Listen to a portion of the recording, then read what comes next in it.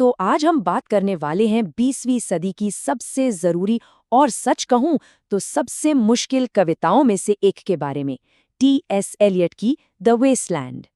इसे समझने का ये एक सफर है, तो आइए शुरू करते हैं।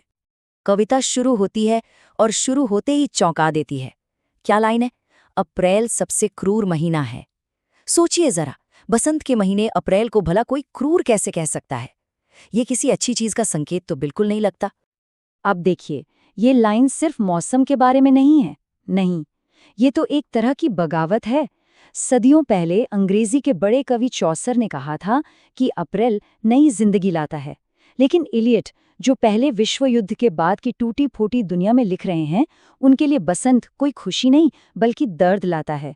वो ऐसी यादें और इच्छाएं जगाता है जो इस बंजर जमीन में बस चुपती हैं।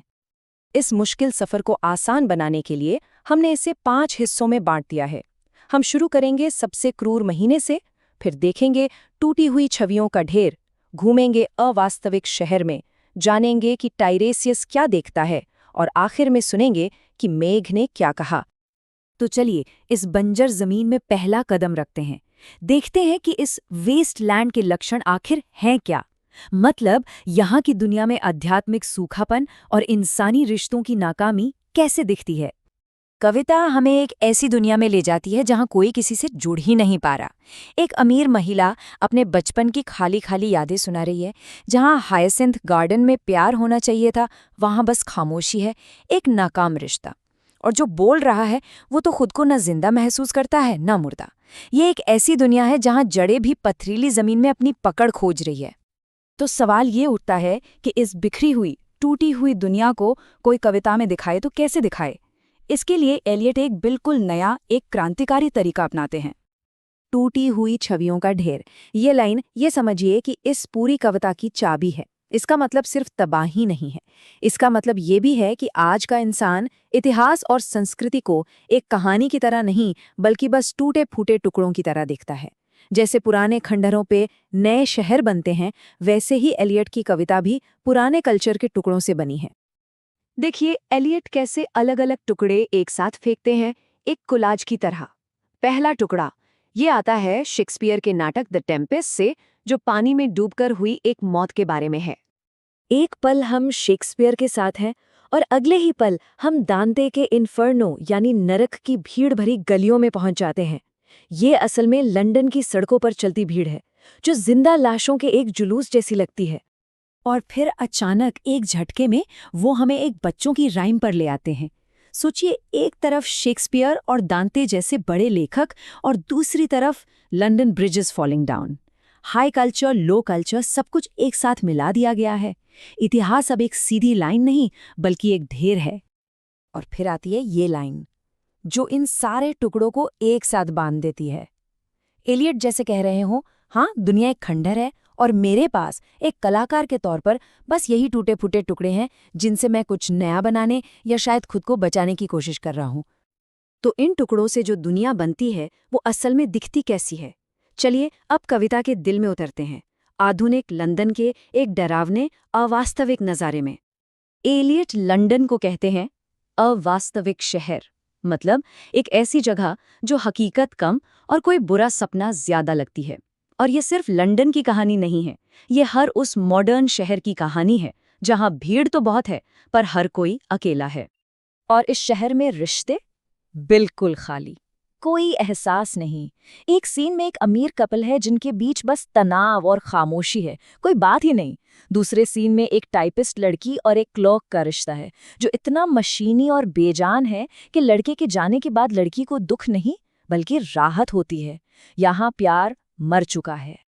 अब यहाँ एक बहुत बड़ा सवाल खड़ा होता है, अगर ये दुनिया इतनी बिखरी हुई है, हर सीन अलग थलग है, तो इन सबको एक साथ देख कौन रहा है? इसका जवाब ही इस कविता को समझने की सबसे बड़ी चाबी है। आखिर इस टूटी फूटी दुनिया का नैरेटर कौन है? कौन है जो ये सब देख रहा है? इस सवाल के जवाब के लिए एलियट हमें एक ऐसे कैरेक्टर से मिलवाते हैं जिसे वो खुद इस कविता का सबसे जरूरी हिस्सा मानते थे। और इसका जवाब है टाइरेशियस, ग्रीक कहानियों का एक अंधा भविष्यवक्ता। पर उसकी असली खासियत यह है कि वो एक पुरुष और एक महिला दोनों की जिंदगी जी चुका है। और यही अनोखा अनुभव उसे इस कविता का परफेक्ट गवाह बनाता है, क्योंकि वो हर किरदार की नज़र से देख सकता है, सब कुछ महसूस कर सकता है। एलियट खुद कहते हैं कि टाइरीसियस सिर्फ एक देखने वाला नहीं है, क्योंकि वो आदमी और औरत दोनों रह चुका है, इसलिए वो कविता में होने वाली हर घटना को न सिर्फ देख सकता है बल्कि उसे पहले से भुगत भी सकता है। वो उस टाइपिस्ट लड़की में भी है और उस क्लर्क में भी। वो हर किरदार में मौजूद है जो सबको एक साथ जोड़ता है। कविता के आखिर तक आते आते ना माहौल थोड़ा बदलता है। सूखी बंजर जमीन से नजर ऊपर उठती है और गरजते हुए बादलों की आवाज आती है। तो क्या ये बारिश का संकेत है? क्या कोई उम्मीद अभी बाकी है? और यहाँ एलियट एक हल की तरफ इशारा करते हैं जो आता है हिंदू उपनिषदों से। बादलों की गरज 3 संस्कृत शब्द लेकर आती है। पहला दत्त यानी देना, खुद को सौंप देना। दूसरा दयध्वम यानी सहानुभूति रखना, ये समझना कि हम सब अकेले हैं। और तीसरा दम्यत यानी खुद पर कंट्रोल रखना। शायद यही इस बंजर जमीन से निकलने का रास्ता है। और फिर कविता खत्म होती है एक शब्द पर, शांति। पर रुकिए, ये कोई आम शांति यानी पीस नहीं है। एलियट के हिसाब से ये वो शांति है जो हमारी समझ से भी परे है, एक गहरी आध्यात्मिक शांति।